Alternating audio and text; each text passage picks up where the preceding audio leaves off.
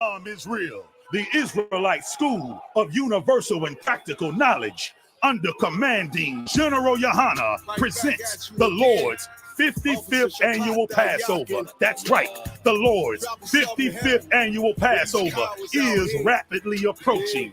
Commanding General Yahanna is calling for all blacks, Hispanics, and Native Americans to remember what the Lord did for us by saving us from our oppressors and choosing us to be a special people unto Him. The real Jews and Israelites. Passover will be held in Durham, North Carolina. Pay your Passover fee. Anyone 17 years of age or older must pay $200. Come and enjoy fresh lamb, unleavened bread, and the Spirit of Christ. Can't wait to see you all there, Israel. Shalom. Streets and corners, all is feeling righteous. Real particular, nobody else there to compare. Train for war, men of war, and war like.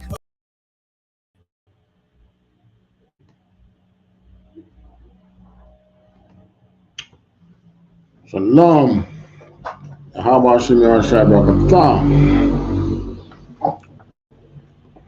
Clap it up. We might mute. Okay. Shalom. Yahweh Hashem, Yahweh Shai Barakatah. Shalom. Yahweh Hashem, Shai Barakatah. Welcome to our TikTok viewers, Welcome to the Conflict Zone, another episode. This is what, number 10. This week now we want to look at, the topic says banking while black. But, basically the war on you, the black man and woman, that has been waged against us from ever since. They don't give us access as they should to the banking institutions. Many times it's simply because the color of your skin. Right.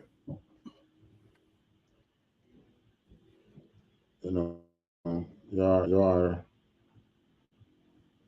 what's the proper.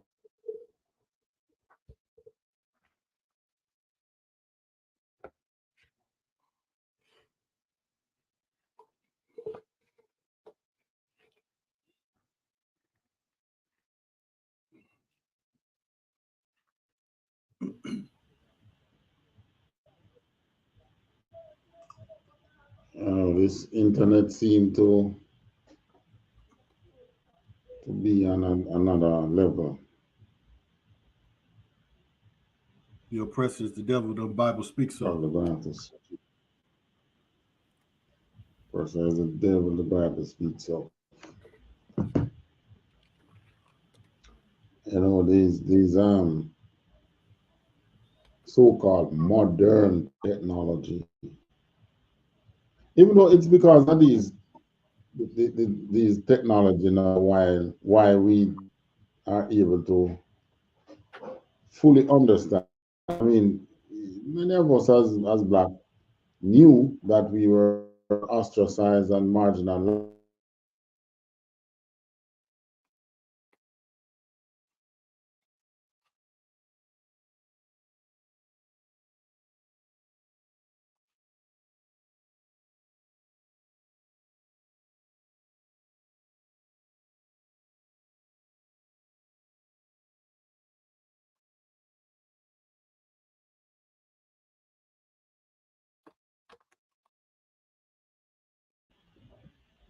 Internet problem, right? The other nations used to deny it, but with this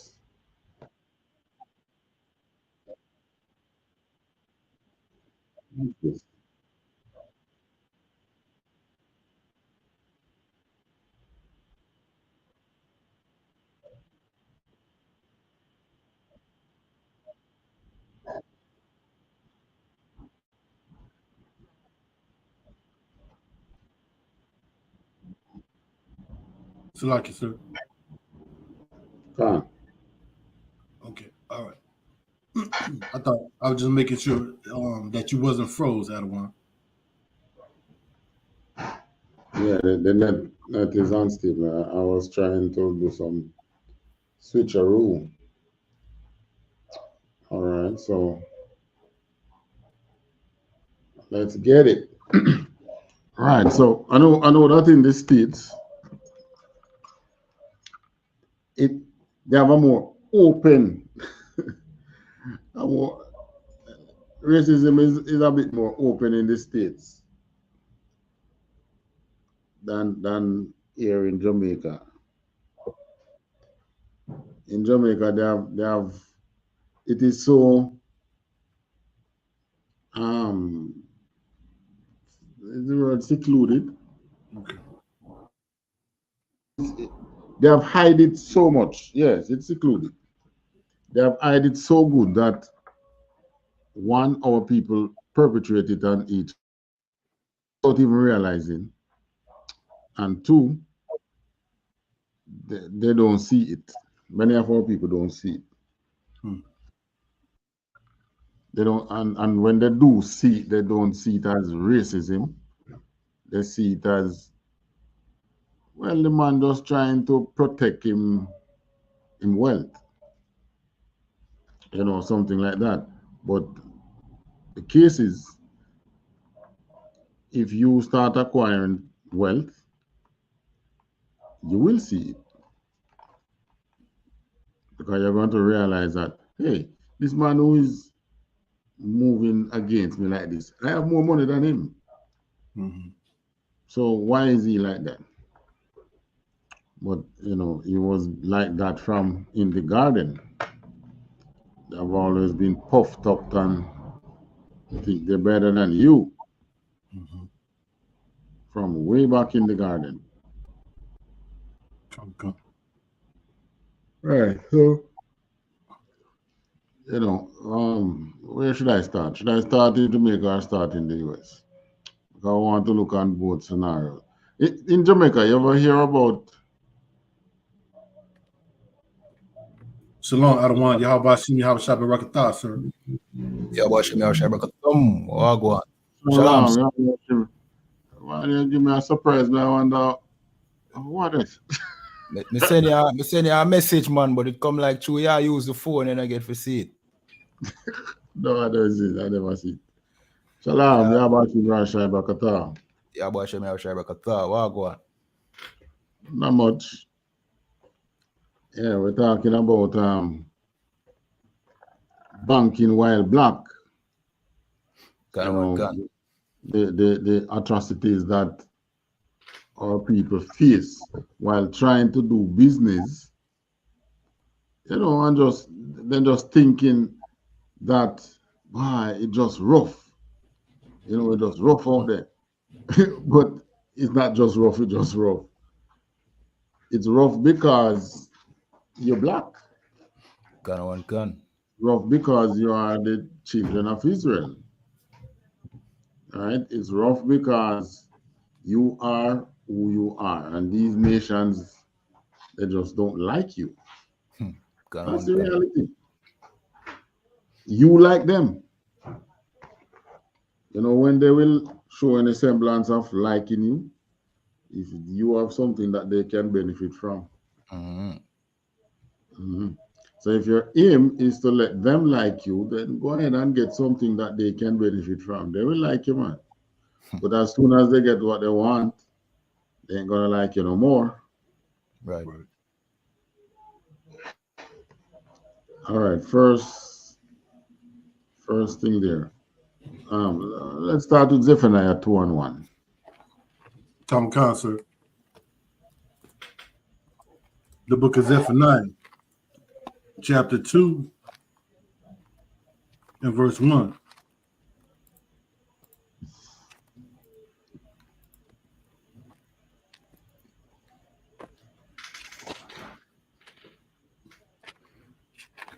It's on the screen. Tom Concert. Gather. It's up on the screen, man. Come concert. Gather yourselves together. Yea, gather together. O nation, not desire. Right. And it's, you know, it's one nation not desired. Many other nations, you hear them say they experience some amount of racism from the white man. But guess what? We experience it from Mr. Dwight, while we also experience it from these other nations. Right. Right. And at the same time, experience it from us. Who do we hate? We don't show any hate to any other nation. There are individuals of other nations which who have done us ills. We might not like that individual, but generally we don't just show hate to a nation because they are of that nation. So lucky, sir. Each other. Wait, so we Can. yeah, for real. We Can. even hate each other more than hating the other nation. Yeah. And why is that so? Because of who we are. But we hearing the truth, we try and if all our people would listen to us rather than listen to the oppressor, man, they would solve their problem overnight. But they don't want to listen. We don't want to listen. What they are listening to the oppressor now with, boy, it took it took them about 300 years and some lashings and things for them to be this like this with the oppressor. So, but Christ is going to reverse that. We're going to do the same thing back to him, just like the scripture said. Right. Granted, as a matter of fact, it's not the same thing. We're going to do twice Right. as much as he did to us. Come. Scripture said, grant unto him double up him cup. There is nothing he did. There is nothing they do to us, which, institutionally, where you see there's any remorse. They look you in the face and and snub. Yeah, we did that. So their time is coming. What we experience in trying to do business as blacks and not being able to access these institutions as we should, even when you're qualified many times, this is downright barbarous. I mean, you definitely have to just hate somebody. You have a business, you open a door, and you say, okay, I'm selling this. In order for you to qualify to get this, speaking of loan, you have to have XYZ. I said, nice. I have XYZ. Yeah, then you go now. And then they say, okay, it was actually WXYZ,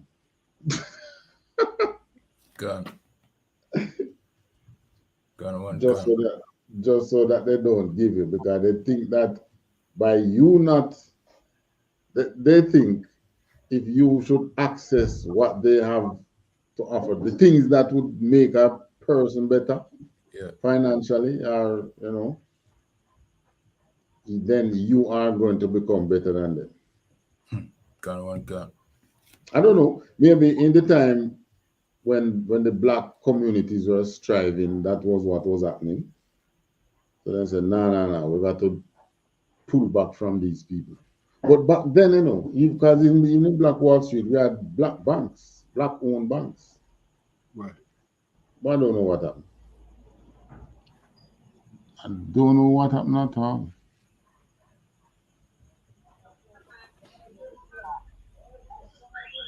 Welcome. Turn off. Yeah, hello, welcome. Can send it back. All right, so the thing is, shalom.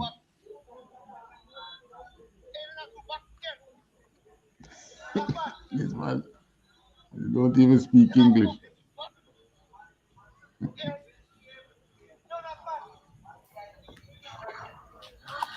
All right. Next scripture. Tupac. Some Indians come on. I don't know. What nation are you? What's up, my nigga? Yeah, this is the Israelite School of Universal Practical Knowledge, you know? Yes. Right. So we're all the way in Jamaica. Have I heard of Jamaica? All right. In the meantime, give me you know what? Let us go to a thing there. To one of them slides or video that we have lined up. What is lending discrimination? All right, I'm going to share this tab. What the heck is this one?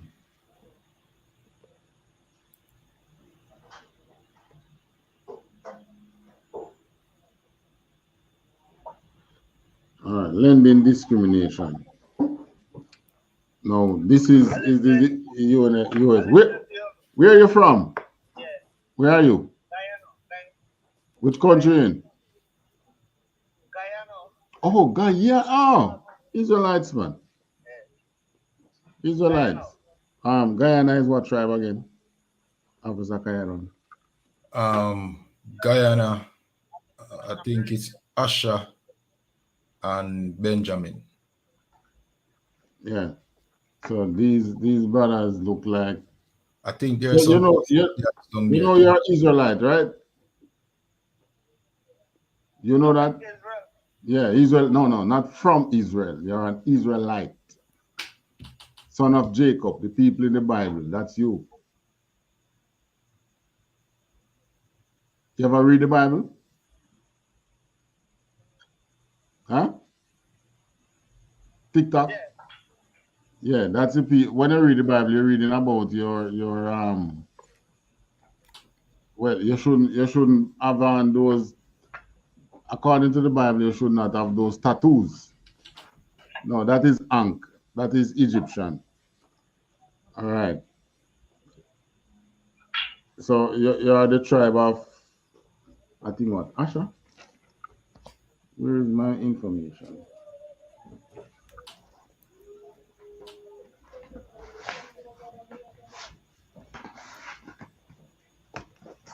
Guyana have a lot of Benjamites, yes. But yeah, they have a lot of another race, another tribe too.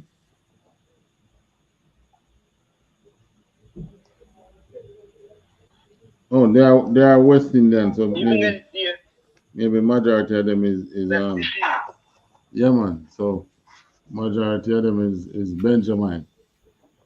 So you're welcome to stay here and learn. We're talking about the scriptures, but this is a podcast, the conflict zone.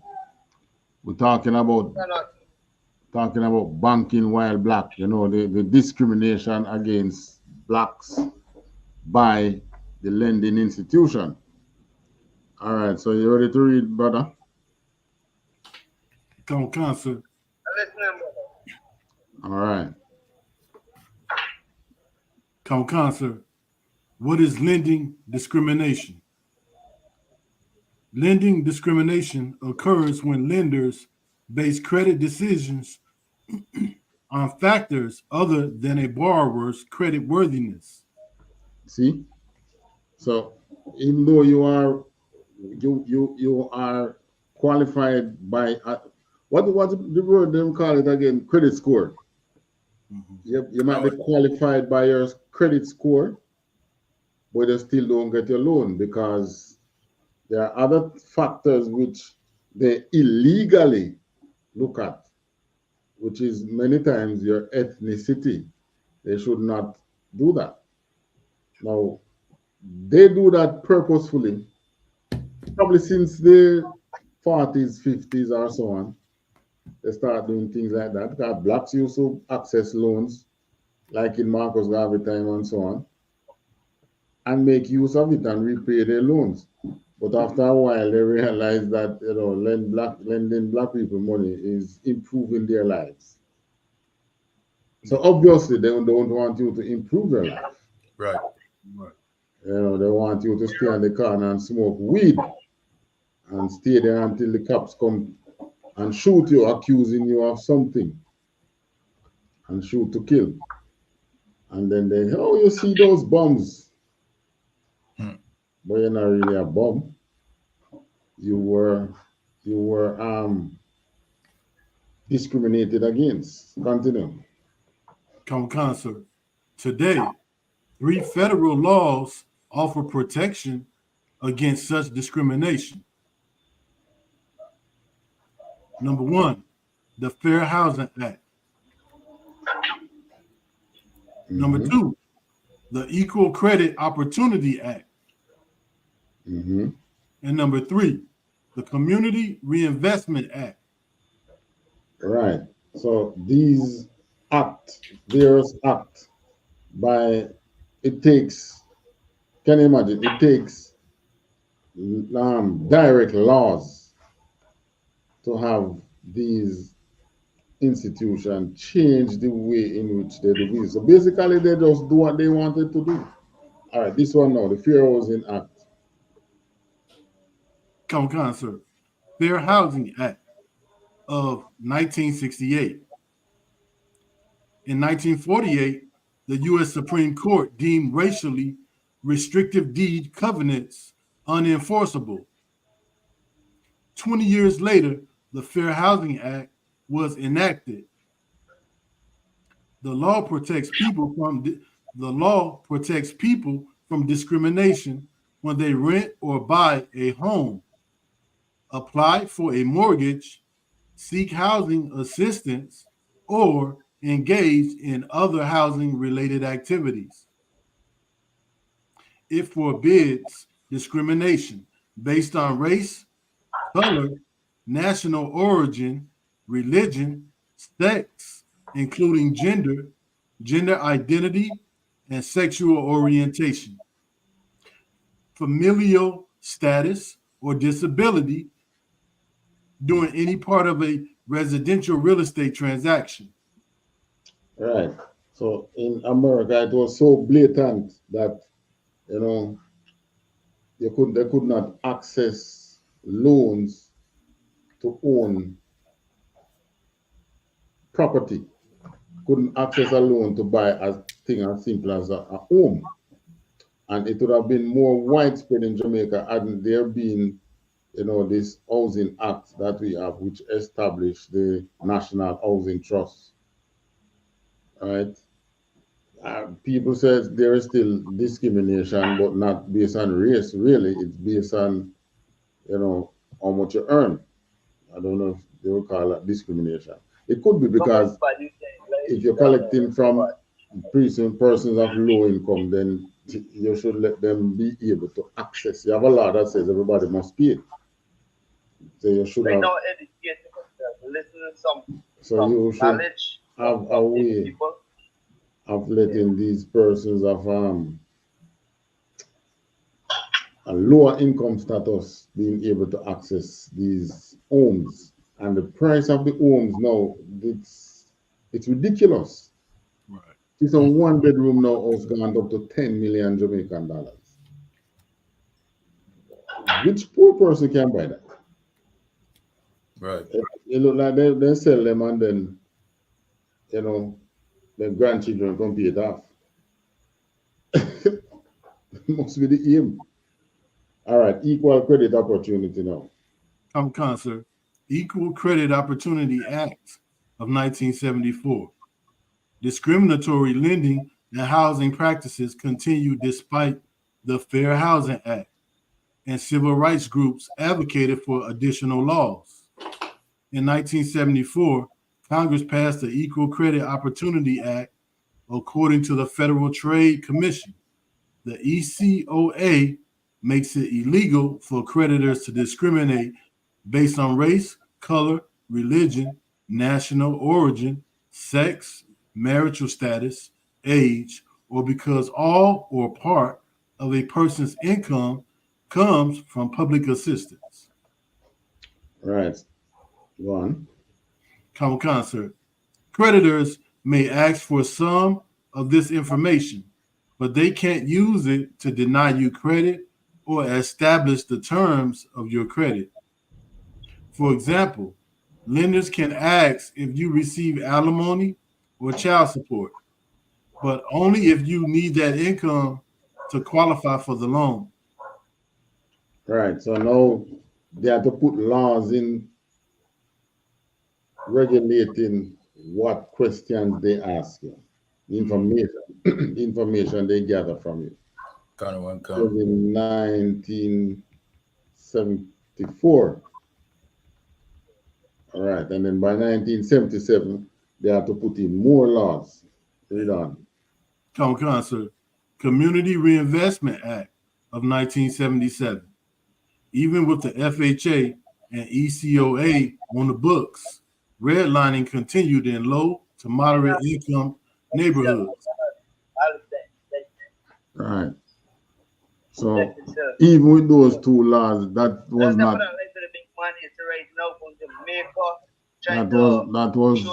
not enough to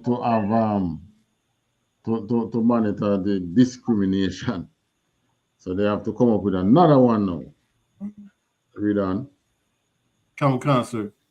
In his discussion of this period, the website Federal Reserve History notes there is some evidence that overt discrimination in mortgage lending persisted. A few things concert. A few things Lucky. Go ahead. Concert. A few things happened as a result. Illinois became the first state to pass a law prohibiting redlining, and it required banks to disclose their lending practices. I mean, these institutions were tied up in racism, discriminating based on race. They had discriminatory practices all the way up to them necks. So Illinois now have a term where they call redlining. Where once you come from a certain background and things, it's like you're disqualified already just from where you come from. Just because of where you come from.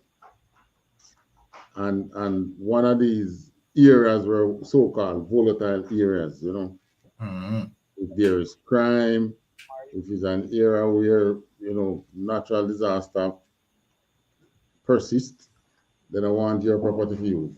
But somehow you end up there. They sort of redline certain areas. So like, yes, sir. Employment too as well. Depends upon the community where you come from. You can't get certain jobs. Well, right. So, yeah. They don't. No, that is common in Jamaica. That is common in Jamaica. So you don't reach it. You don't even start talking about loan yet, You ain't getting no work. So if you don't have an income, then there's no way you can get a loan. Right. So the thing is, this red line thing, became so, and those who were in authority saw that it's cruel, so they made laws against it. Go on. Come, sir.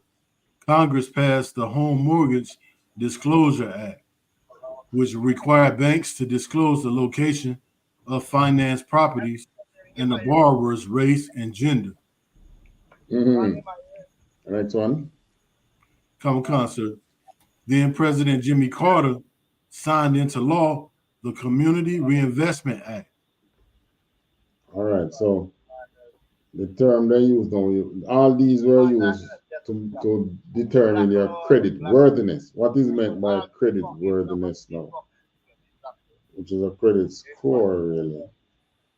Average credit score by race. All right, we're going to touch on this one before we continue that one. So can you see this one? Come, sir. Average credit scores by race. All right. Disparities, sir. Disparities exist among racial and ethnic groups, but all have relatively good scores on average. All right, so this was average credit score by race. Read on. Come, sir. Studies of average credit scores show substantial disparities among different racial and ethnic groups. This article looks at those disparities and some possible reasons for them. All right. Read on. Key takeaways. Come, sir. Key takeaways. Credit scores do not factor in age, race, income, or place of residence. All right. However, the other factors that are used to calculate credit scores can disproportionately affect certain racial groups. For example, credit scores generally favor mortgage holders over renters. So if you already have a mortgage, which means that you have already qualified for one, it's more likely that you should get one because you're living in a house that you're paying for, but somehow you need another mortgage to buy another property. You're more likely to get it than someone who was in a rented home. So who need it more? Garawanka. That's a good point. It's like So they don't target you based on need. Right. You can't live in more than one house at a time. So you already have one. This is how NHT in Jamaica here kind of remove some of the bias. Once you benefit from an NHT house, you can get mortgages to enhance the one that you have, but they ain't gonna give you a second one because there are others out there who don't get it. But it wasn't so in the States. All right. We done. Come, sir. Asian and white populations in the United States have the highest average credit scores, followed by Hispanics and then blacks. You see who's at the bottom? Who's at the bottom? Okay, read on. Come.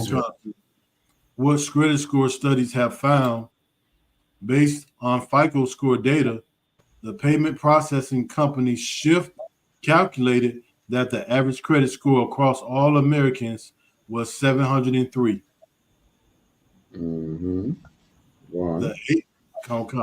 The Asian population had the highest credit scores overall, with an average of 745.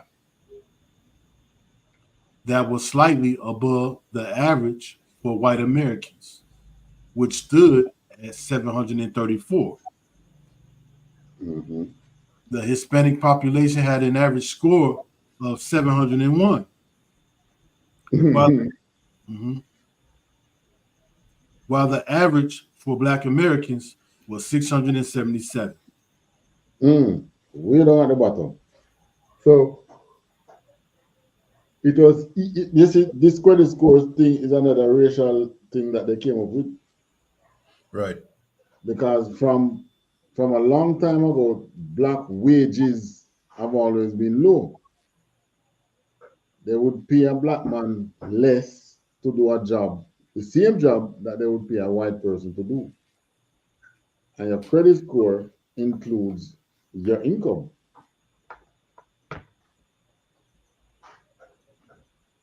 How does it include your income? I mean, you're constantly getting low income. You cannot access certain things. There are times when you're going to end up slipping up on your rent, because even though your wage is low, you're surviving this year, but next year inflation, your wage is not going up. So at some point you're going to falter on something which is going to affect your credit score. Now, if you have a larger income scale, then you can pay your rent on time, you can pay your bills on time, and so on and so forth. So directly or indirectly, your income does affect your credit score. And I mean, this now also, can you imagine the next couple of years to come, if Christ doesn't return and salvage and save his people? You in a family with don't even start showing up on the credit score, but you were born in that family. Right. And you are expected now to have a credit score of 700 and something. You understand? So you see, you become like, in the horse racing, you ever hear the term late non-starter. Gun. So lucky, yes, sir. It's like you inherit a bad credit score, Yeah, that's the inheritance that the parents left for you. Right. No fault of theirs. Gun. That's just what it is. So like, All right. sir, Yes. I was going to say, if I could, it sounds like Deuteronomy chapter 28. Yeah, verse. What verse? Oh, the stranger shall get above thee very high, and thou shalt be very low. Man, you see that happening in all kind of way. Even if you go into farming, and let's say you're going to farming and you don't require any money to farm because you get a good start. And then you have another nation come have a farm right beside yours. For some reason, his farm still flourish more than yours. Right. Probably is the access to market, because the market not easy able to access, you might not be able to access that. Yeah, you understand? In Trinidad, you have yam farmers. Almost all the yam farmers there in Trinidad are Black people. Yeah, Grace Kennedy have a yam processing plant up there where they can yam and thing. And you have certain time of the year where them pay what they buy the yam for from these people, they are not able to replant. Right? And then you have a time now when outside of the yam season, they are willing to pay 3 times the regular price. But by that time, majority of the Black people don't have any yam to sell to access the high price. You see, people just need to wake up here, man. Just Right. do what the Moses said. Gather yourself together and serve it, and stop believing that, that these people love you. Stop Right. my Christianity fool you and tell us, a white God will come out and the sky come save you. No white Christ not coming to save you. If it was a white Christ coming to save you, the white out here are in charge of you would have been treated better. Come. Plain and simple as that. But because they're not here to save you, that's what it is.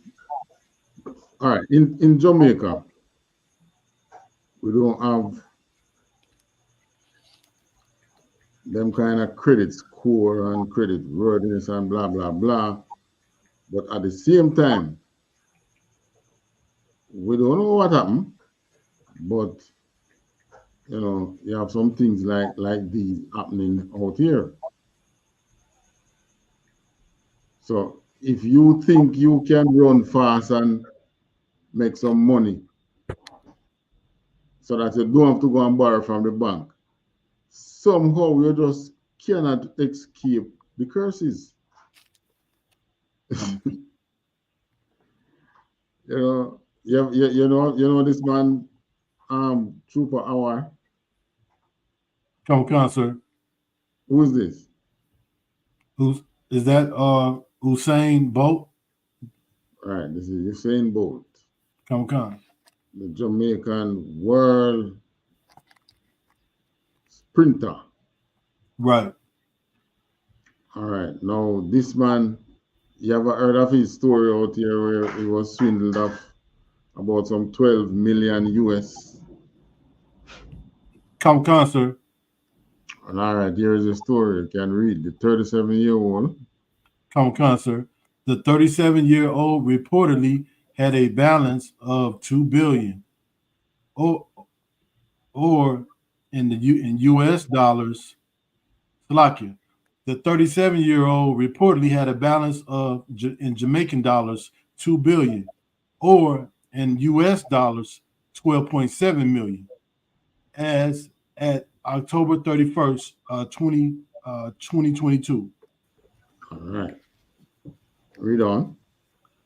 A year after discovering that approximately $2 billion had gone missing from his account at investment firm Stocks and Securities Limited, Sprint legend Usain Bolt says he's still holding firm. So, 1 year gone and you're nothing about the money. Suppose it was money that the young man was decide, have put away to say, I'm going to take time, live off it. Right. Because, he can't live off that in Jamaica here for a pretty long time. We know he's working and earning money otherwise still, but I think this money was like some payment through like who signed up with again? Nike? Adidas. Right. Some payment through Adidas for his brand of track shoes and so on and so forth, and get a couple million. Probably this is one of his accounts. I don't think he have one account. But the fact is, and the thing is, it's just the atrocities that we face in the banking industry as a people. It's real. I mean, him don't need a bank loan. Well, maybe he need one now. But the fact is, let's say him having money in the bank. He don't need a bank loan. Right? And even if he needs a bank loan, it's not not in the same way that you and I would need a bank loan. It Right. would be for some big investment. Maybe he would have qualified. I don't know. But at the same time, look what the same banking institution do to him. Yeah.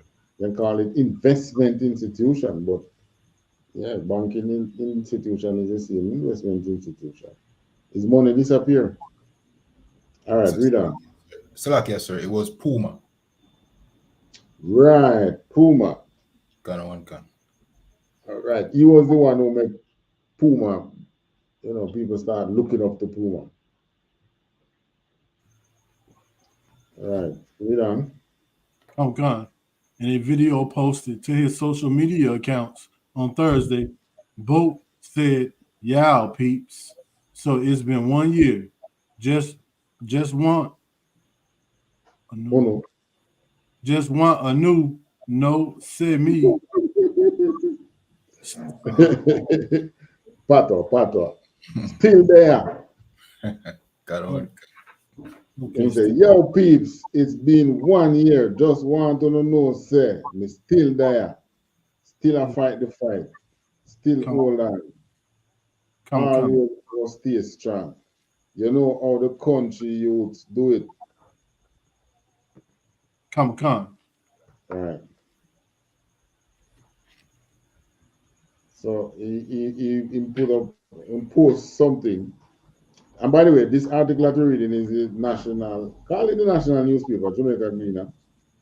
Been around since 1834, probably just before slavery thing there, before we come out of slavery.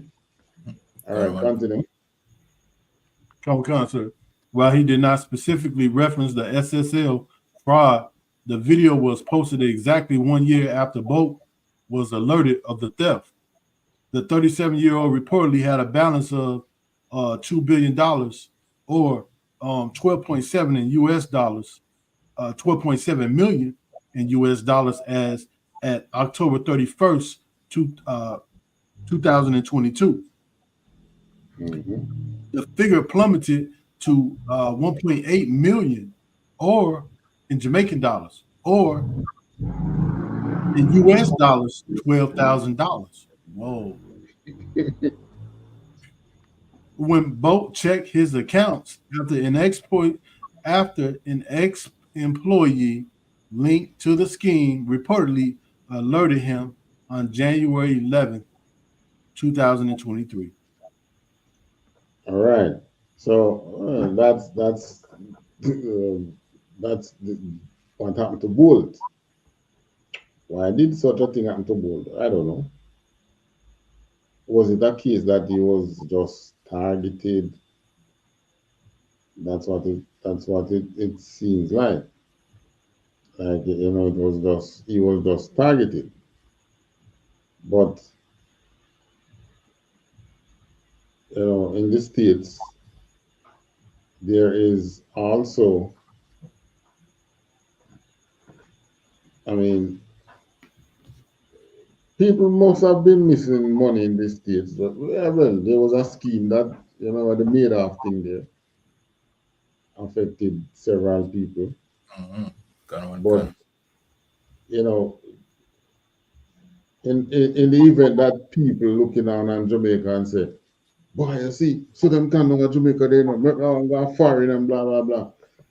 They think it's better. The first article we read was for America. And this one is America too. There was this video of this woman. I want to pay attention to her age. Can you see this? News Got 10, on. right? Come, sir. Right. Pay attention to her age. When you reach some kind of age, you don't want to be dealing with things like these. And we start on new tonight at 10 as a Colorado woman is suing one of the largest banks in the country, claiming racial discrimination. At 61 years old, Janetta Vaughn says she was racially. You hear the age?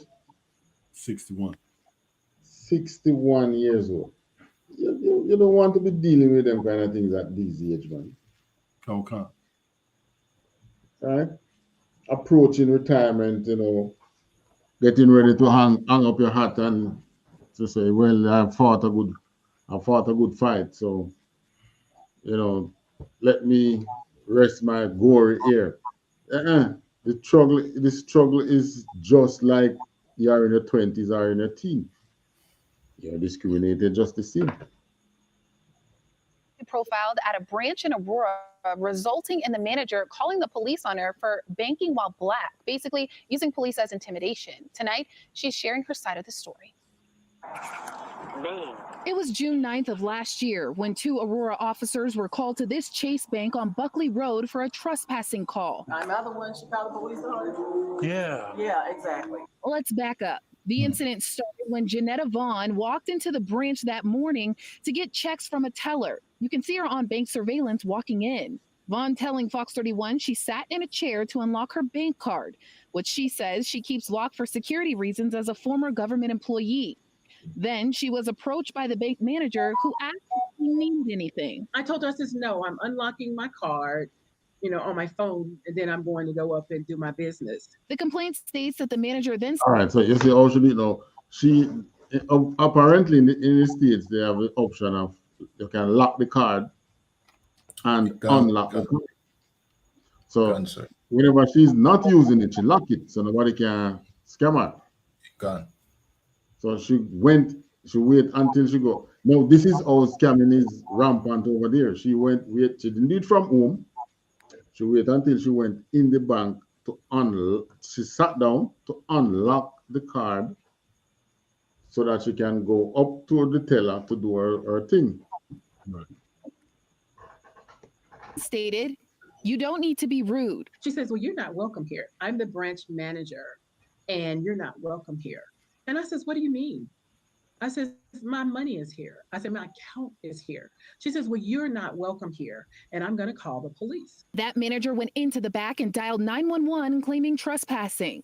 Attorneys providing us with that call. She told me to go away, that when she was ready, she would come up, and I don't need to be giving her the 411.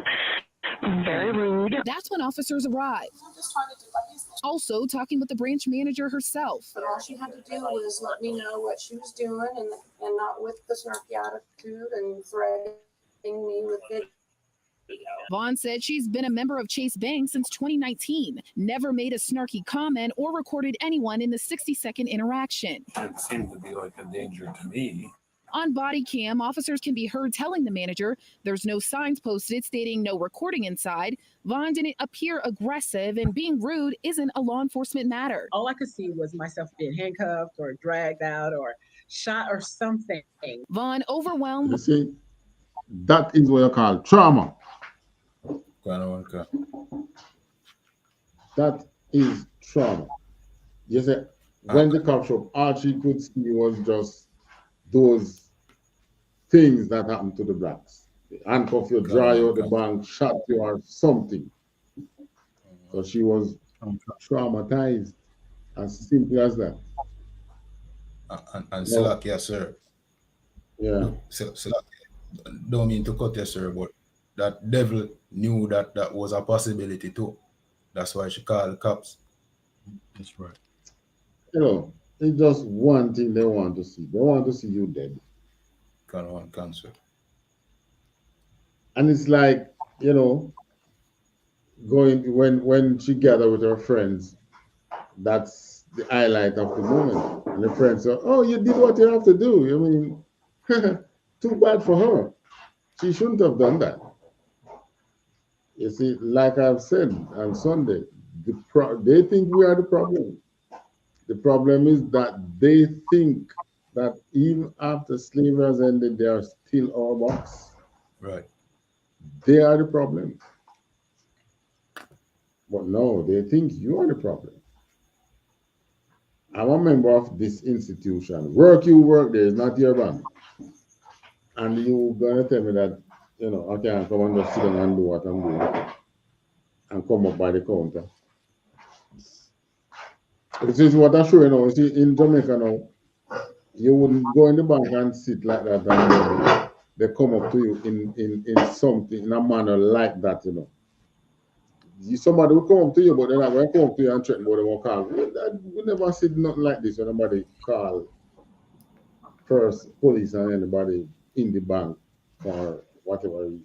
I never see that here. I hear of that in Jamaica. And Slack, yes, sir, if I may, sir.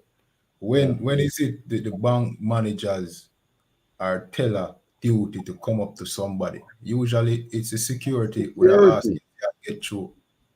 That in our bank here, the security can come up and you're getting through.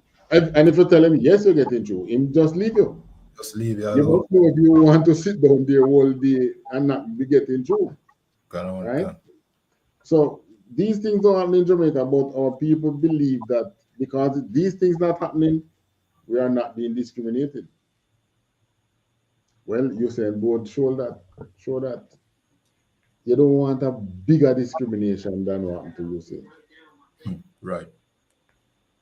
Is he the only one in Jamaica with 10 million US dollar in a bank account? I doubt that. So why his money missing? You know, these things. With fear, saying she waited for her husband and then left the bank, but is now filing this lawsuit against the manager and JP Morgan Chase. This is something that has to stop.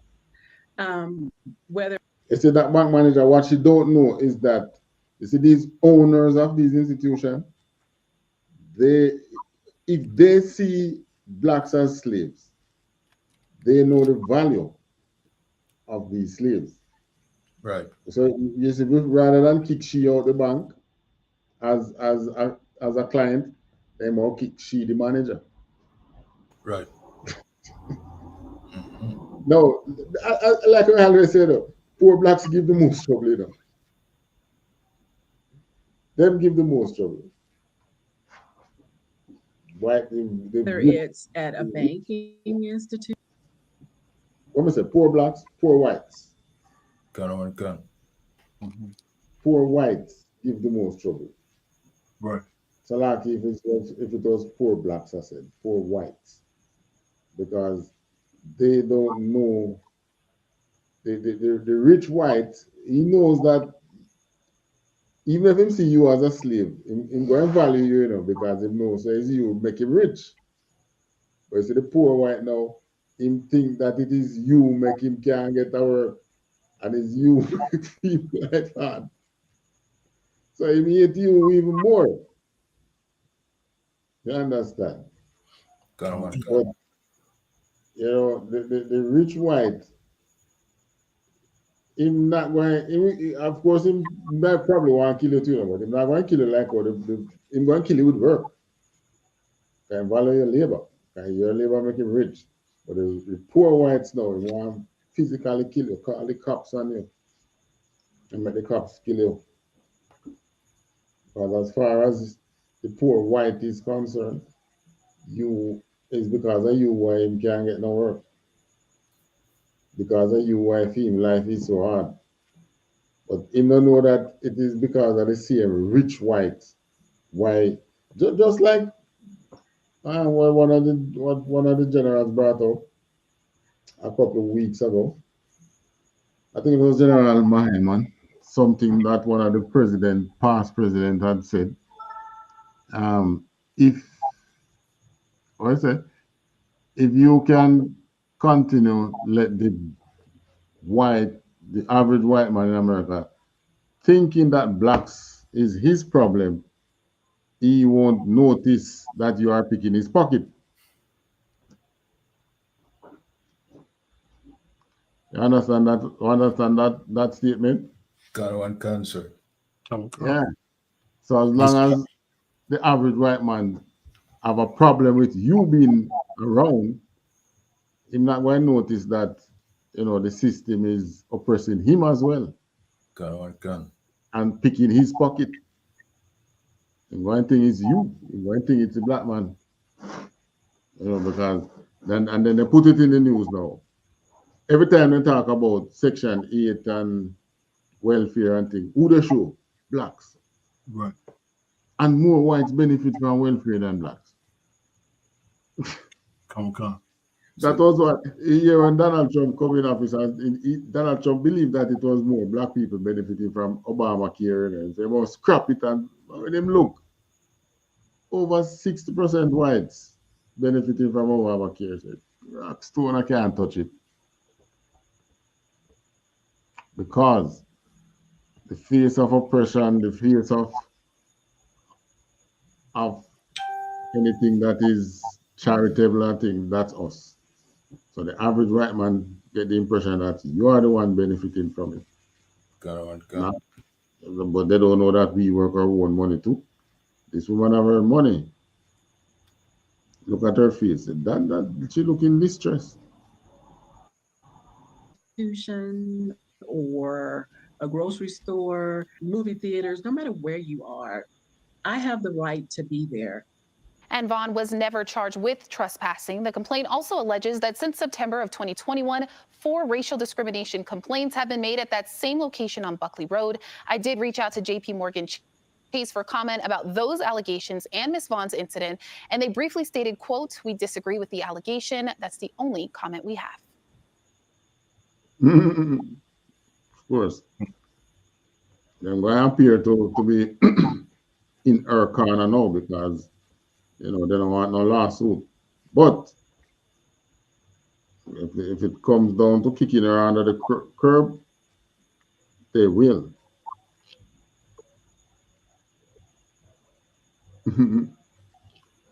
All right, the next one.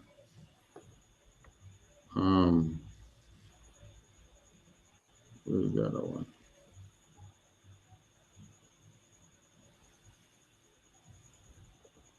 There was another one which was locally.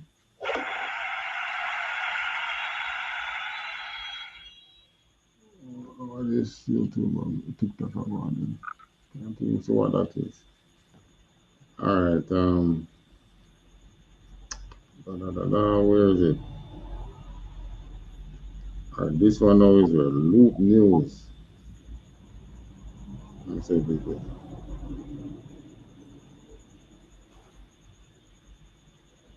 Is it this? No. Police agency.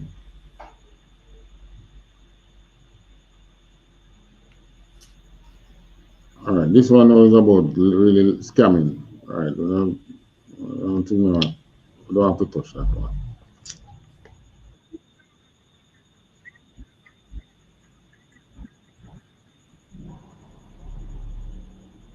I know. All right, this is another one now, which some pyramid scheme thing. Now, this please and tell me if you think this, if it's blacks behind this or if it's whites or a race. Thousands of Jamaicans have lost their life savings in the latest pyramid scheme to rock the island. I'm Kalila Reynolds, financial journalist and educator based in Jamaica. So pyramid schemes are back in the news. Yup, this latest one involves a company called Warner Media, not to be confused with Warner Brothers Studios, the American film and entertainment company. According to reports, some 50,000 Jamaicans were swindled out of millions of dollars thanks to this scheme that's been going on for at least. All right, this one now happens on the internet. You see much Jamaicans get caught up in it. Have you ever see this advertisement where it tell you that you can earn money by watching videos? Got one concert. All right, See a lot listen of to it. it. Yeah, see a lot of it. Well, listen to this one. Got one concert. Years. So let me break down what happened, but first, here are some quick definitions. Ponzi and pyramid schemes are both types of investment fraud. While the two phrases are often used interchangeably, there is a difference. In a Ponzi scheme, investors give money to a portfolio manager, the person running the scheme. In return, they're promised huge returns on their investments. When they're ready for their money, they get paid out with the funds contributed by investors who joined the scheme after them. A pyramid scheme, on the other hand, is similar, but involves an initial recruiter finding and convincing investors to join the scheme by paying a fee. Those investors then recruit others, and so on and so on. And for each person recruited, the initial recruiter earns money. Like a pyramid, the person at the top benefits the most. Now, most of the reporting on this Warner Media issue is calling it a Ponzi scheme, but based on our research, it actually seems more like a pyramid scheme. Information on the actual company is sketchy, but we were able to confirm that a company called Warner Jamaica Media Company is registered with the Company's Office of Jamaica, and its status is active. Its address is even listed as Kingston. However, there are reports that it is based in the UK. Just see where that. Got one concert in UK. You know, if it's in the UK, I don't think it's any black people behind. Right. It's either some, well, when I say black people, I'm talking us Israelites. It's Right. either some African or some white. Some Yeah. Hamite or some white. Yeah, Yeah. no. All right. I don't think it's any black. So let's listen. Let's continue. But back to the actual scheme. Based on what we could find out, it looks like Warner Media started back in 2019 as a quick and easy way for people to earn extra cash on the side. All you needed was a phone and internet, and you could be earning passive income. No muss, no fuss. Interestingly, according to the information on the COJ's website, the company wasn't officially registered until a few months ago, September 2023. The company claimed to collaborate with YouTube and TikTok to increase video traffic for influencers, celebrities, and artists. The platform allowed users to watch videos on TikTok and YouTube by simply clicking a button, and they get paid in USDT, which is a digital currency for the US dollar, just for watching the video. Sounds harmless enough that before they got started, WM workers had to pay a work deposit, which according to the company's promotional video, cover losses if a worker doesn't complete their daily tasks. To become a permanent worker at WM, a work deposit must be paid. This for the company to cover losses when and if a worker does not complete their daily tasks. Daily tasks were assigned based on the level of employment, VIP1, etc. Each level had a different number of daily tasks, and the more tasks you completed, the more money you'd make and increase your level. Outside of that, workers could increase their payment by inviting others, creating a team. Team members. So that's why you start, you see the ads. Several people. This is how you can earn. Did you know that there's, and I noticed you have some Jamaican doing the app too. Did you know that you could earn money just by watching videos? That's what it is. Turned out to be a scam. Right. Members, of course, had to pay the deposit, and for every member that joins your team, you earn a commission. Each time your team member completes a task, you earn a commission. If your team member builds out a team for themselves, you get a commission off that as well. That's why I say it sounds a lot more like a pyramid scheme. And they seem to have become very popular, even doing charity work and giving back to schools. But as history has shown us, with cards always come crashing down. The company reportedly crashed in January. Many of its members say they haven't been receiving their payout. Thousands of Jamaicans invested in this platform, and now they have nothing to show for it. The thing about Ponzi and pyramid schemes is that they need a consistent inflow of new people to keep the scheme alive. So once recruitment slows down, all hell breaks loose, and it looks like that's what's happened here. The Financial Services Commission highlighted this in their response to the debacle. FSC also noted that Warner Media was not a licensed investment firm, which means no insurance from government. And that's the bottom line. So what do you think of this news? Have you? Yeah, that's the bottom line indeed. So whether it's the bank or not the bank, we as blacks get scammed. And there's only one answer: gather yourself together. We always think we know more than God. Him say, gather yourself together, them nation not like you. You know, you gather yourself together, own nation not desired. That's basically what it's telling you, know. Gather yourself together and you work together. Them other nations don't like you. They see you as opportunity to get rich. Right. So one way or another, they find a way to take what you want. Right. Legally or illegally. That's the way it is. All right. Okay. All right. Next. Next one now.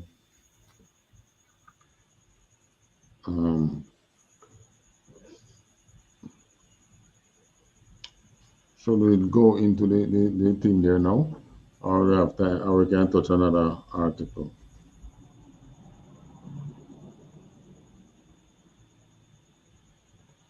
Oh, I think we were supposed to go back to the history of lending discrimination. All right. After Illinois. All right. This now is now we're explaining what is redlining. Mm-hmm.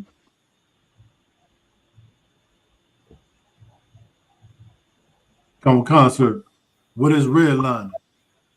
Before laws expressly prohibited discrimination in lending, the practice known as redlining prevented certain populations from accessing credit.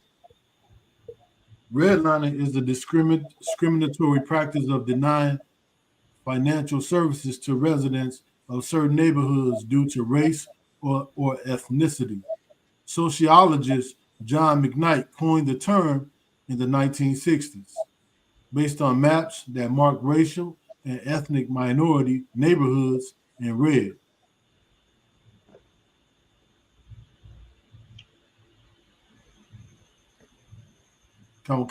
Labeling them hazardous to lenders.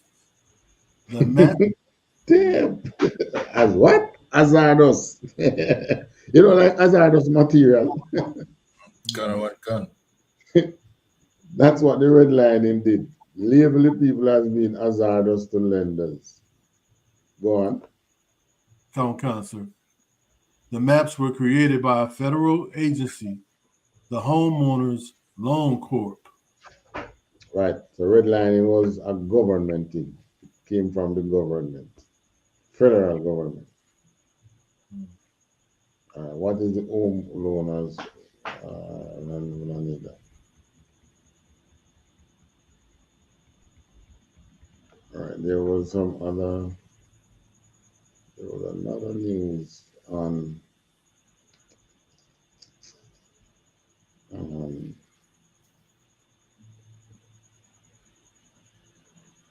Why did I put that one?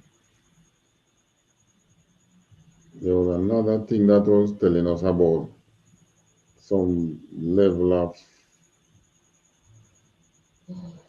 local,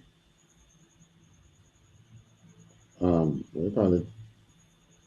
Not fraud, scamming, and people that was charged and so on.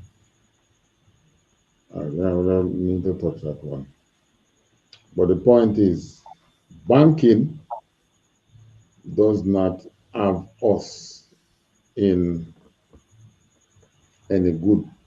As a matter of fact, right. This redlining thing that was in the States, even though it was not, should I say legal, even though it was not being, it wasn't even discussed in Jamaica. But guess what? It happened in Jamaica because you just want to come from certain communities. They're not even interested in having you in the banks. Right? Gun. So if that wasn't redlining, then I don't know what redlining was.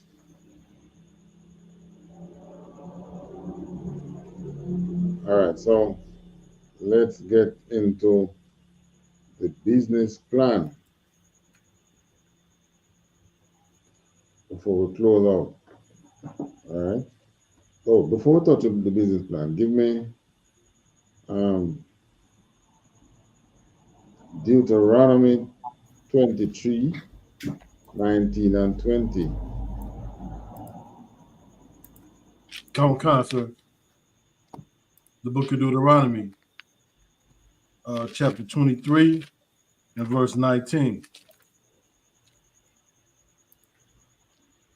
Thou shalt not lend upon usury to thy brother. Usury Right. of Concon. Right. So You know, the Most High forbid us to do things, them same kind of thing that the bank do to us and to other people. The Most High forbid us from doing it to our brother and our sister. Right. Right? The Most High say, no, don't do that. It's unlawful for you to,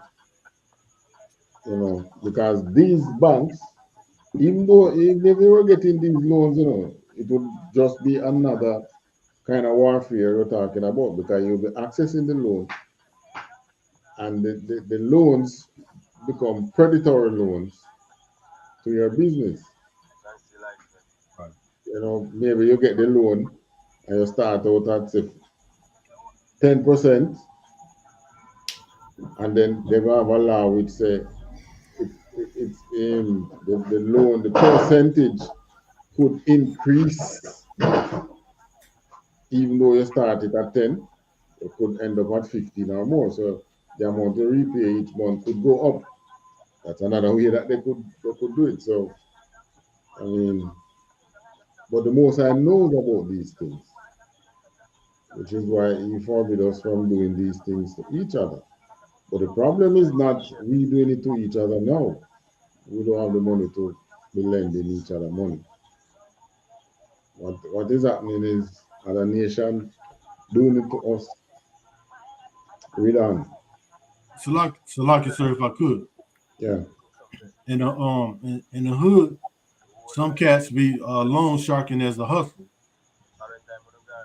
Right in the hood. In the hood. Okay. Yeah, that's the one they make the movie off where you can't pay them back and then fine and broke you up. Right. Right. Yeah. Yes, man. Loan sharks. Well, the loan sharks out here is they call them small, like small business loan places or something like that. But those are the predator loan places. Okay. Yeah, the interest rate is high. Right. And they might if they tell you 10%, by you pay a processing fee and all the different kind of fee before you actually access the loan. When you calculate it back in the amount to the amount that you borrow, you realize you pay probably 20%. I understand. You probably pay 20% to access that loan. But they tell you 10 upfront. And then after a while, you see, there was one out here that, I don't want to do him again. People could access that and many people access it and run their business and thing, but they still run into some problem with that loan institution. No man, Cash Plus was a different. No, that was a Ponzi scheme. Oh, cancel. Cash Plus became Crash Plus. Gun. Yeah, and there was another one, more than one, And all of them crashed, but Cash Plus was the biggest one. The one I'm talking, they used to operate across the island. Can't remember their name. But at the same time, they were borrowing money. They were lending money. Mm-hmm. But it wasn't a scheme, It's just that the people who borrowed seemed to run into some problem and couldn't repay them loans, so it kind of caused the business to fall. But the interest rate was really high. Right. So maybe that's what caused the businesses to fall. Because the high loan becomes predatory loans on your business. I understand. Okay. So the Most High forbid us to lend upon user. User is basically charging interest on a loan. especially the high interest. Right. So we can lend, we can we can charge interest and money. We can invest with each other, of course, and get returns on our money. You and I go into some business, you're investing in my business, and you're collecting interest. You're collecting payment and payouts on your investment. Right. That's a different thing. Right. What it is that you what it is that if we're going into business with each other, you have to know, you have to be careful how you're doing it, because it can't be a loan which you're going to charge interest on. It have to be a loan that is interest free. Right. Because believe it or not, we used to own loan institutions. Yeah, we used to lend to other nations. We used to have banks lending to other nations.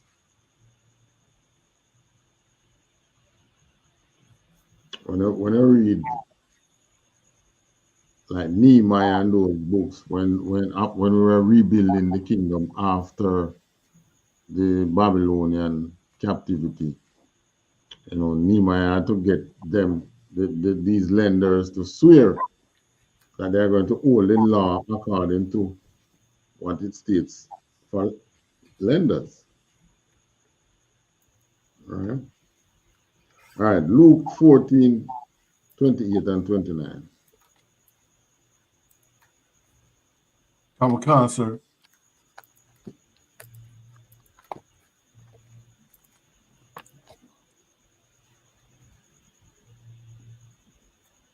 Comic-Con, the book of Luke, chapter 48 and verse. No, Luke 14. Salaki. The book of Luke, chapter 14 and verse 28. For which of you, intending to build a tower, sitteth not down first and counteth the cost, whether he have sufficient to finish it? Right. So here the Most High, he state this in relation to you getting into the truth. Say, hey, before you even could think of come and following me, this is what it's going to cost you to come and follow me. It's going to cost you your mother, your father, your brother, your sister, probably even your own life. You have to eat your own life. Why? Because we were in a life of sin, and it's contradicting to what the Most High want.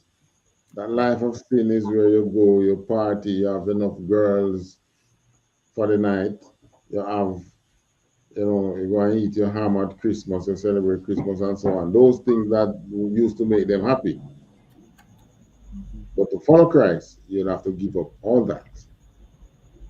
You have to give up even your family. Why? Because they were the ones who brought you into this way of the world. God. But you applied this, but Christ took this from, starting a business or doing something, building a tower, and say, when you go build a tower, that's what you do. So you're going to do the same thing when you come to follow me. So which are you intending to build a tower? Sit it not down first and count at the cost, whether you have sufficient to finish it or not. Continue. Comic-Con, sir.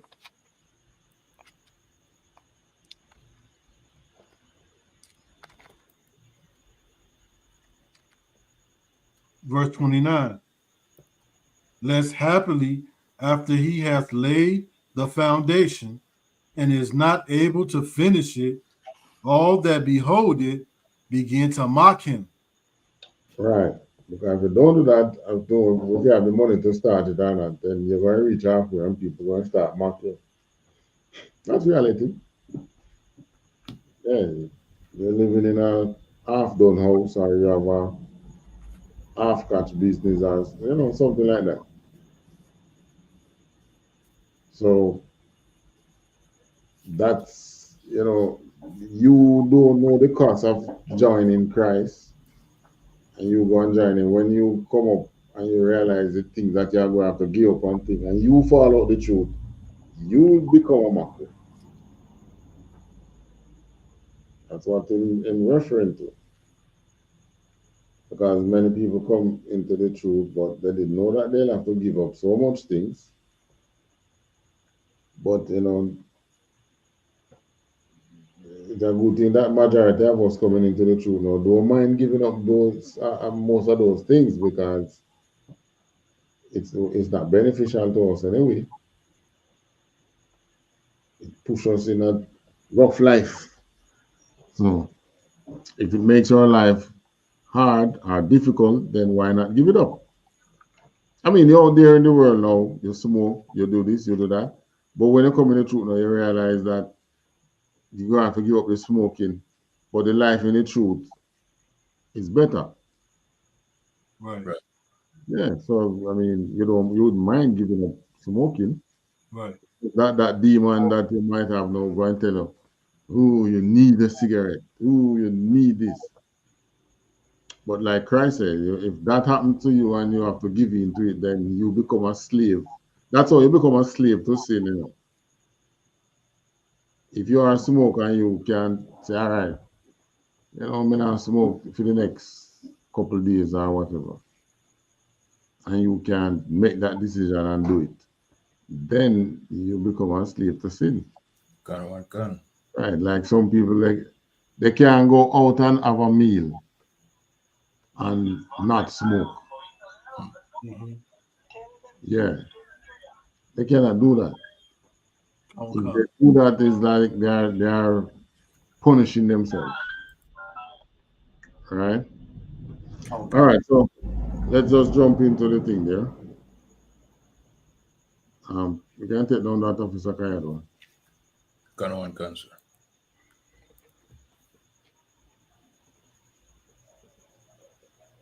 Come, sir.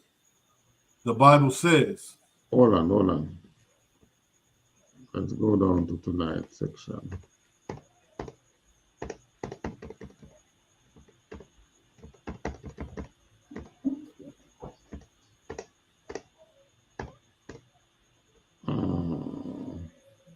Okay, this one now we should have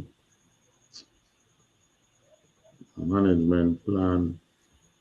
So where we are now, we are at last week we talked about the funding. This week we're going to talk about getting into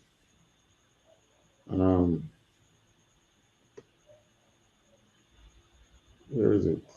It's not on this slide. Getting into the thing there. What do you call it?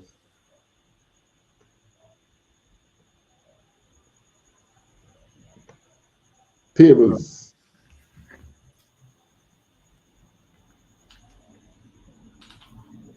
I want to get into the tables. You're actually putting pen to paper now. And by putting pen to paper, I mean you're counting the costs of starting a new business. All right, we want to talk about the detail. We provide a detailed capital cost.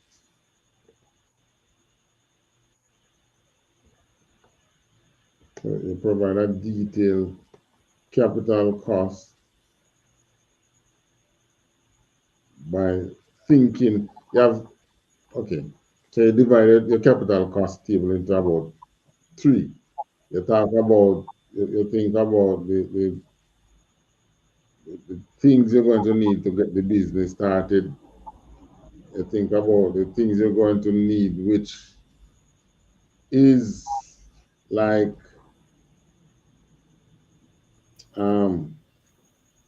the things which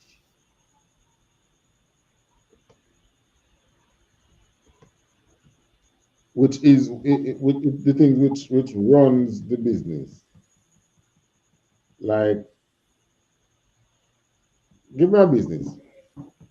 Which business you talk about again last week, Trooper? Salaki.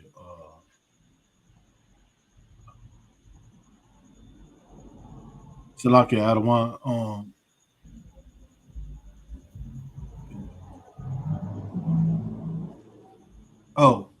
like entrepreneurship,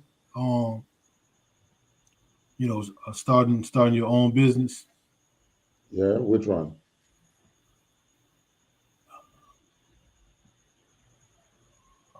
Salaki, sir, slipped my mind, sir.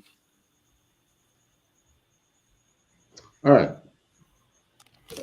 Let's say we were making a factory. A small thing where we want to make some blocks and sell it. Right? Come. So now would now be at the level where you need to come up with the capital costs. What capital mean? Salaki, sir. Yeah. Money.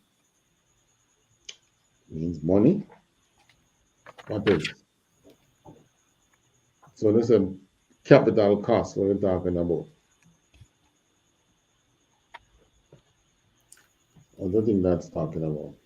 So like you sir, the overall cost. All right. It's not really overall, but it's like the startup cost. Startup. Okay.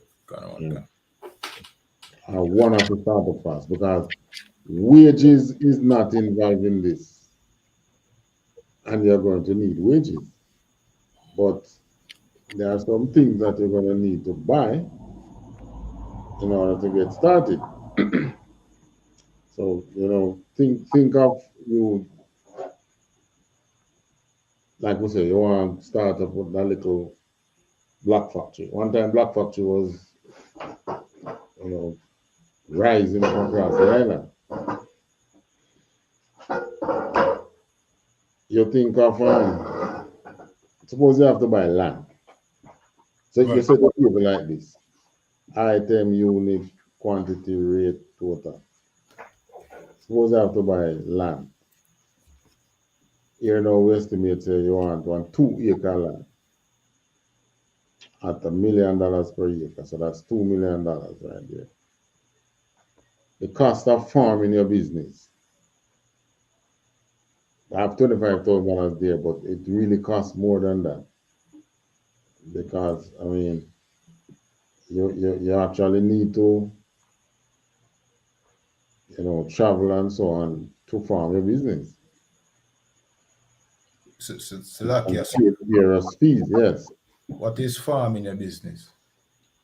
Registering your business. Registering it. Yeah. So you get your business legally registered. You might need to put up a building. If I have one little shed, it comes with a cost. You might have to, if you're going to buy some plywood and get somebody to nail them up on it comes with a cost. Part of your capital cost. These are one-off costs. So these are not recurring costs. That's why it is capital cost. You pay it once, and it's supposed to hold you for a while. Then there's the equipment directly related to the business. So you have the indirect related costs, which you must find.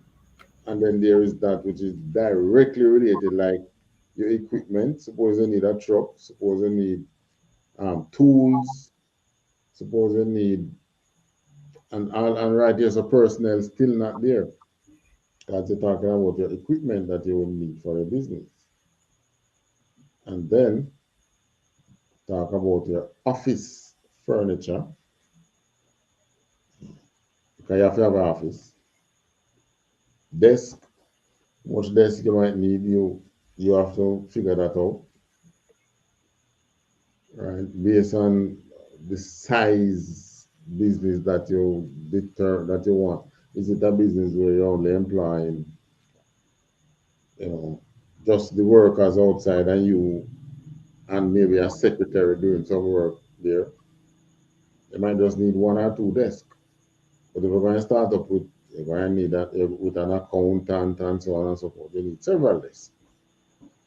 So all that comes from this stage before you even start. Think how you're going to do it. You might need a computer. And then in starting up a business, there is fees. Your professional fees. The man who you're going to pay to do your initial accounting, your initial planning, to set up your business plan, you have to pay him too.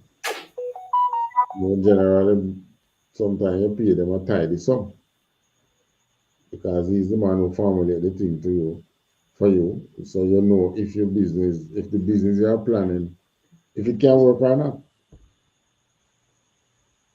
Right? So this is one of the main tables in starting the business. You think about your capital cost, the things you need to buy to get the business started, which is not the things which is needed to keep you're going to buy each month or whatever. These are one-off costs. Right. So, yes. I don't want, you said these are one-time costs? Right, one-off.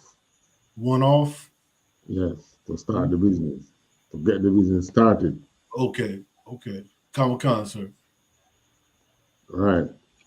Other things that you probably need in it, if furniture, office furniture, you probably need chairs, fax machine, utilities like your scissors, your paper, your printer, and so on. Right. If you're doing them kind of outdoor, if it's an outdoor kind of business, probably you need a forklift. Fax machine. Yeah. Come. All that is thought of at this stage. Come. You don't set you don't what the planning does is to eliminate surprises. Come. After you go through all this, any obstacle you reach is not an obstacle which gonna make you too surprised. So damn, this big cost, I didn't see this coming. Come. Right. Yes. It's not gonna make or break you. Right. Come. Some small thing that, because many times in these now you put a contingency, put on a contingency fee, like it's gonna cost me 10 million. I'm gonna put another million as contingency. So any small thing that you miss can come out of that. Come. Right. So that this is a very intricate, integral part of your business plan. All right. The next week now we'll look at another table. Which other one we look at next week now? You have capital replacement now, where some of these same items that are the one-off, you might have to replace them 3 years or 4 years down the line. You understand? Like, you have a vehicle, you might need to replace it a couple of years, 3, 4 years down the line. Because when you have these vehicles for these commercial uses, they are well worked in within a year now. The depreciation on them becomes heavy. I understand. And the next, another table is operating outputs. Right. So next session, we go into more tables. Right. Come, sir. So questions, comments. So, lucky Adawan. Yeah. If I just could make sure that I got the right understanding of what a contingency account is. That's for like unexpected situations or like emergency. Right. Okay. Something that's a sum that you would put aside for events which is going to happen which you didn't expect. Come, sir. Because there's all right. Think of you driving down a road.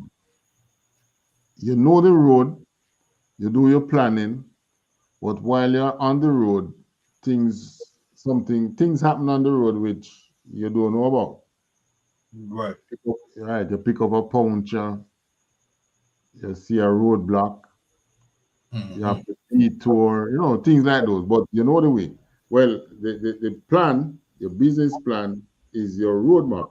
So you know the road that you're going to take, but there are obstacles along that road that you're not going to see.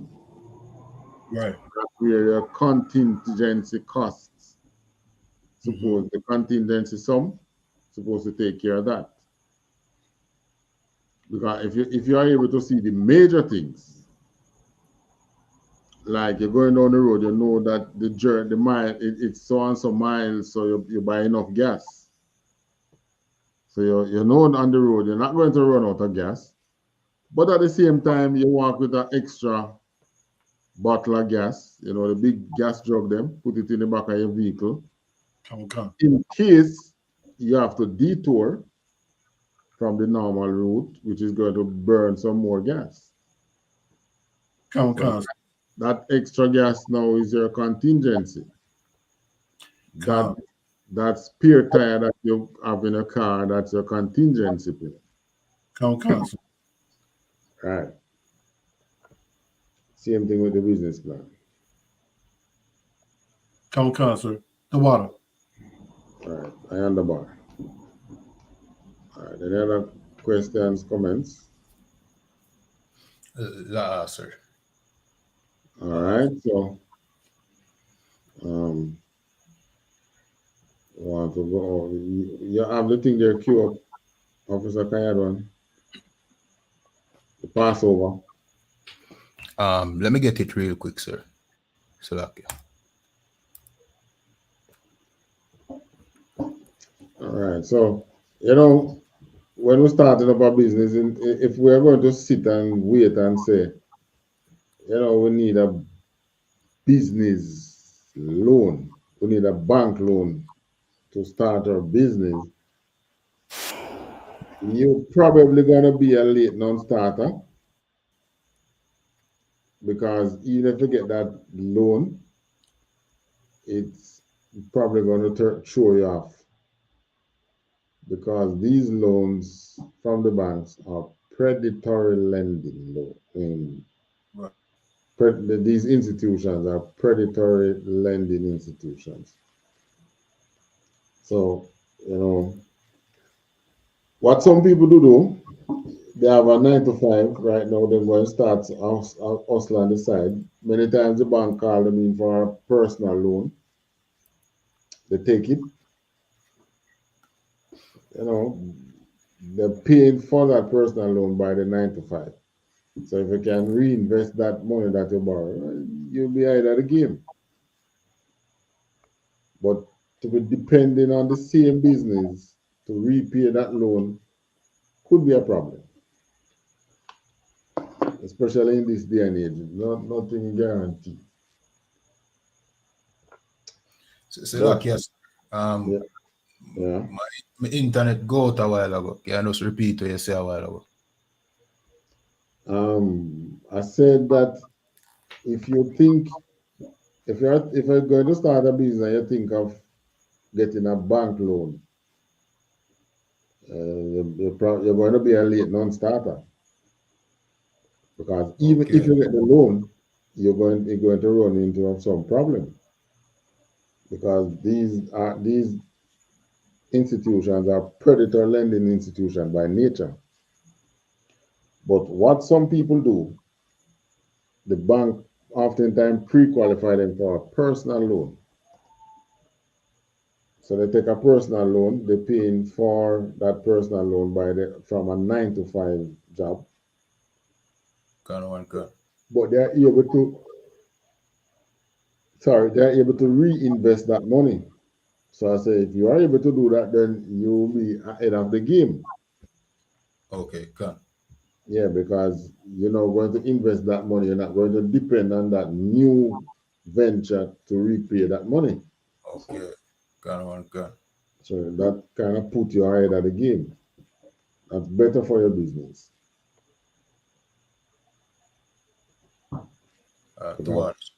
Funding is always a big issue when it comes to business.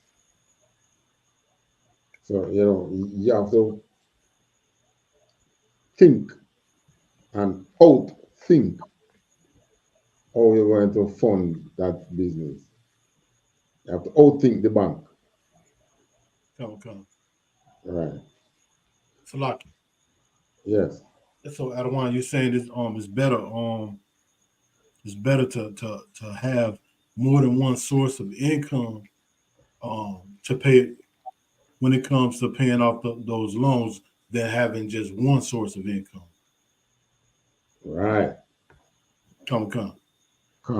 That's it. If you are able to have more one source of income, you'll be ahead of the game. But when you're depending on your new business to repay a loan, remember, you're not really, even though you said you're going to start a business, you don't really put anything out there. If you notice how these oppressors do business, like when they come to Jamaica to do business, you will hear that the government guarantee them certain profit. Right. You ever hear that, Officer Kayana? Really? You need to pay close attention to them. If you hear that this company coming here to invest, try and get every news that you can get about that venture.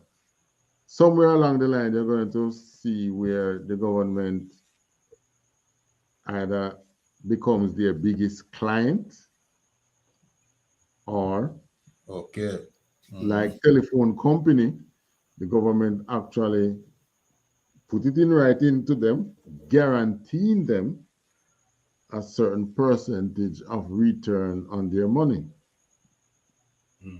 China Harbor came to Jamaica.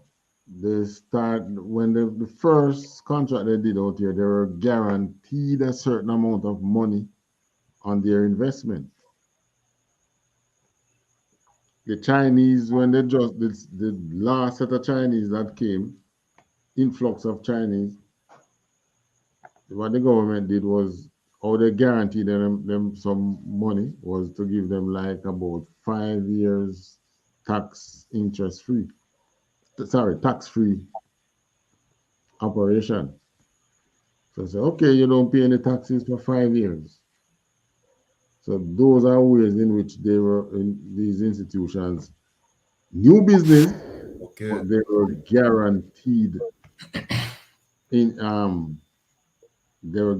a profit. You and I don't have that privilege. Yeah, once you have a business that is guaranteed a profit, you're actually guaranteed a loan. The bank is going to be, okay, yeah, I want to lend this man, because even if the business don't make any money, the government will have to pass some money to him. That is what is guaranteed the profit means. If the business don't make money, you're supposed to give me some money. And these are actually cruel to Black people who want to start business.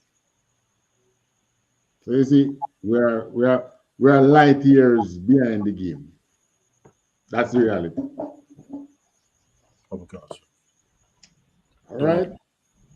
So with that, any further questions or comments? Last. Sir. All right. So take us out, Officer Kayado. And Shalom, remember to pay your tithes and remember the Passover. And some of you, if you're listening and you're not going to the Passover because you're not an Israelite, still give you some money, donate it. You go up on the website and pay some money. Yes. God on God. Right. Hey man, we would appreciate it. To push our work. So the Lord might smile on you on that day and say, he is not an Israelite, but he had a good intention against the Israelites. So I'll save him. All right? So with that, Shalom, bros. Shalom. Yahweh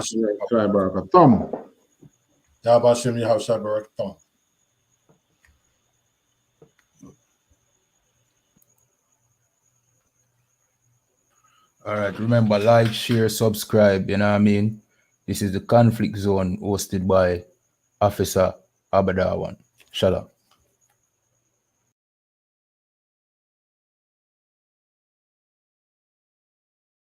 School of Universal and Practical Knowledge under commanding General YAHANNA presents the Lord's 55th annual Passover. That's right, the Lord's 55th annual Passover is rapidly approaching. Commanding General YAHANNA is calling for all blacks, Hispanics, and Native Americans to remember what the Lord did for us by saving us from our oppressors and choosing us to be a special people unto him. The real Jews and Israelites. Passover will be held in Durham, North Carolina. Pay your Passover fee. Anyone 17 years of age or older must pay $200. Come and enjoy fresh lamb, unleavened bread, and the Spirit of Christ. Can't wait to see you all there, Israel. Shalom. Captains on streets and corners, all is feeling righteous. Real particular, nobody else.